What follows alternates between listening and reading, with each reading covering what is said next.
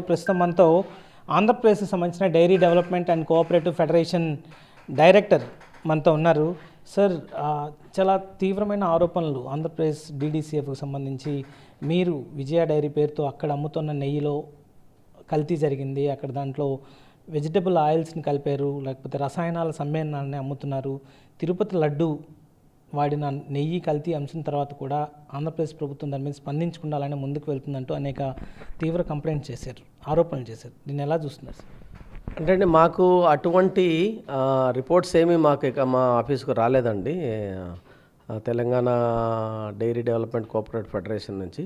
But మా side నుంచి ఏదైతే మేము ఫ్రాంచైజీ కింద ఇచ్చున్నామో మేఘన అనే ఒక అతనికి, అది గీ అయితే మేము పీరియాడికల్గా చెక్ చేస్తూ ఉంటాము. మాకు ఎటువంటి రిపోర్ట్స్, మాకు అటువంటి అడ్వర్స్ రిపోర్ట్లు ఇప్పటివరకు ఎప్పుడు రాలేదు. బట్ హవెవర్ మేము మళ్ళీ వాటిని శాంపుల్స్ తీసుకుంటున్నాము, చెక్ చేస్తున్నాము. ఒకవేళ అటువంటి పరిస్థితులు ఏదంటే తప్పకుండా దాని మీద. తెలంగాణ మీ కౌంటర్ పార్ట్ నుంచి మీకు కంప్లైంట్ వచ్చిందంటే కదా, వాళ్ళు మీకు కంప్లైంట్ చేశారు ఇన్ రిటర్న్గా అని చెప్పి ఆయన చెప్పారు, నిజమేనా? అంటే మాకండి క్వాలిటీ పాయింట్ ఆఫ్ వ్యూ లేదు, కానీ ఈ ఫ్రాంచైజీ రైట్స్ మీద కొంత విజయ బ్రాండ్ మీద అడిగారు. దానికి సంబంధించింది సబ్సిడీస్ ఉంది కాబట్టి దాని మీద మేము ఎటువంటి చర్యలు తీసుకోలేదండి. సో వీటికి సంబంధించి ఏదైనా ఇద్దరి మధ్య డిస్ప్యూట్ నడుస్తుందా? కాపీ రైట్స్కి సంబంధించి కావచ్చు, లేకపోతే వాళ్ళు తెలంగాణకి ఆంధ్రాకి, సో ఏపీ డీడీసీఎఫ్ ఇంకా తెలంగాణలో కూడా వర్క్ చేస్తుందా? ఆఫ్టర్ బైఫర్కేషన్ ఎట్లాంటి పరిస్థితులు ఉన్నాయి? అంటే ఒకప్పుడు విజయ బ్రాండ్ దేశమంతా కూడా విరివిగా ఉండేదండి. ముఖ్యంగా గీ కానీ, లేకపోతే దూద్ పేడ కానీ, లేకపోతే పాలు కానీ, ఇలాంటివి విరివిగా ఒకప్పుడు కంబైన్డ్ రాష్ట్రంలో బాంబేలో కానీ, ఢిల్లీలో కానీ, మన ఎరస్ట్వేల్ ఆంధ్రప్రదేశ్లో మంచిగా సేల్ ఉండేది. సో దాంట్లో ఈ 9th షెడ్యూల్లో ఉండడం వల్ల కొంత ఈ జ్యుడిషియరీ అంటే సబ్జుడిస్ కింద కొన్ని ఇష్యూస్ ఉన్నాయి. ఇంకా పూర్తిగా బైఫర్కేషన్ అయితే కాలేదండి. ఫిబ్రవరి మార్చి 25లో కాపీ రైట్స్ దాని మీద కొంత వచ్చాయండి, దాని మీద తప్ప మాకు క్వాలిటీ ఇష్యూస్ మీద మాకు రాలేదు. బట్ అవెవర్ మేమైతే సీరియస్గా తీసుకొని ప్రభుత్వము అక్కడ శాంపుల్స్ అని తెప్పించి చెక్ చేస్తున్నాం. ఇంతకుముందు కూడా పీరియాడికల్గా చెక్ చేసేవాళ్ళు, మాకు అటువంటి ఎప్పుడు ఇంతకుముందు లేదు.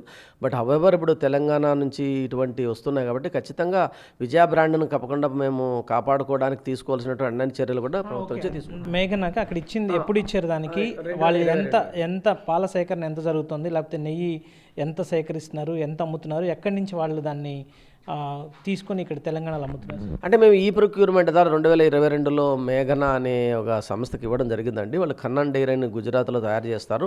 మేము ఆ గుజరాత్ కన్నన్ డైరీకి సంబంధించిన FSSAI రిపోర్ట్స్ కానీ, క్వాలిటీ రిపోర్ట్స్ కానీ అన్నీ కూడా అన్నీ చెక్ చేసిన తర్వాత అన్నీ కరెక్ట్గా ఉన్న తర్వాత, అగ్మార్క్ స్టాండర్డ్స్ అన్నీ ఉన్న తర్వాతనే వారికి మనం 2022 నుంచి ఇచ్చామండి. మినిమం అయితే నెలకు వాళ్ళు 40 టన్నుల వరకు మేము అమ్ముతామన్నారు. అంతవరకు వాళ్ళతో చేయిస్తుంది. తెలంగాణలో మీ ఆఫీస్ ఉందా, లేకపోతే ఎవరు అక్కడ మానిటర్ చేస్తున్నారు, ఎవరు దాన్ని సూపర్వైజ్ చేస్తారు? ఓకే అండి, మా దగ్గర క్వాలిటీ టీం ఉందండి, చెక్ చేస్తారు, కాల్ నెంబర్ ఉంది. తర్వాత ఇంకోటి ముఖ్యంగా GST కూడా మాకు ఫైల్ చేస్తూ ఉంటారు కాబట్టి దాంట్లో క్లియర్ కట్గా ఎంత అమ్ముతున్నారు ఏమనేది మా దగ్గర ఉన్న దాంట్లో రిపోర్ట్స్ ప్రకారం మా మార్కెటింగ్ని దాన్ని ఎప్పటికప్పుడు మానిటర్ చేస్తూ ఉంటుందండి. సో ఆ ఇష్యూస్ ఏం లేవు, క్వాంటిటీకి సంబంధించి కంప్లైంట్స్ కానీ ఏం లేవు. సో రీసెంట్గా ఏమైనా మిల్క్ ప్రొక్యూర్మెంట్కి కూడా అక్కడ పర్మిషన్ ఇచ్చారా? అంటే ఇంకా పూర్తిగా పర్మిషన్ ఇవ్వలేదండి. కమర్షియల్ ట్రయల్ రన్లో ఒకటి పాలు కూడా, ఎందుకంటే విజయ బ్రాండ్ని అన్ని చోట్ల కనుమరుగు కాకుండా ఉండాలంటే వేరియస్ మార్గాల ద్వారా ఏపీ డైరీ డెవలప్మెంట్ కోఆపరేటివ్ ఫెడరేషన్కి సంబంధించిన బ్రాండే కాబట్టి సో దాన్ని కూడా ప్రాసెస్లో ఉందండి. సో అంతకు మించి కేవలం ట్రయల్ రన్ జరుగుతుంది అక్కడ, కమర్షియల్ ప్రొడక్షన్. ఈ ట్రయల్ రన్ జరుగుతుంది కాబట్టి మిల్క్ సప్లై కూడా అయితే వాళ్ళకి ఇబ్బంది అయిద్దన్న ఉద్దేశంతో వాళ్ళు ఆరోపణలు చేశారు అనుకోవచ్చా? అంటే ఉండొచ్చు, అది కరెక్ట్గా మనం వారి మీద చెప్పడానికి లేదు, కానీ అట్ట కూడా ఉండొచ్చు. ఎందుకంటే మార్కెటింగ్ కాంపిటీషన్ కదా, బిజినెస్ కాంపిటీషన్లో ఉంటుంది. బట్ క్వాలిటీ పాయింట్లో విజయ బ్రాండ్లో ఎట్టి పరిస్థితుల్లో ప్రభుత్వము క్వాలిటీ ఎక్కడ కూడా తేడా. లాస్ట్ చేసిన రిపోర్ట్స్ ఎప్పుడున్నాయి?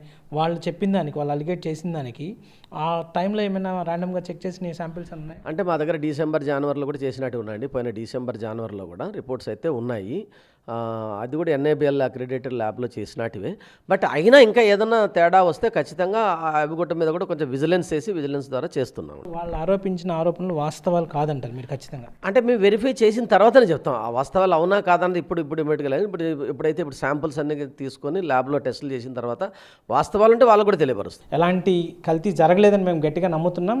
ర్యాండమ్ చెక్స్లు కూడా ఎప్పటికప్పుడు చేస్తున్నామని చెప్పి AP dairy development and cooperative federation వివరణిస్తోంది. సో ఇది ఏ టర్న్ తీసుకుంటుంది? ఎందుకంటే కేవలం ఇంకా ఆంధ్రప్రదేశ్ బ్రాండ్కి సంబంధించిన విజయ మిల్క్ అక్కడ అమ్ముతున్నారు కాబట్టి దాన్ని నివారించడానికి ఇట్లాంటి ఆరోపణలు చేస్తున్నారా, లేకపోతే నిజంగానే నెయ్యి నాణ్యతలో ఇబ్బందులు ఉన్నాయన్నది తేలాల్సిన నేపథ్యం. సో మరో సరికొత్త వివాదం నెయ్యి కల్తీ వేదికగా రెండు రాష్ట్రాల మధ్య నెలకొన్న పరిస్థితే కనిపిస్తుంది. శ్రీరామ్తో ఈశ్వర్, టీవీ 9 విజయవాడ నుంచి.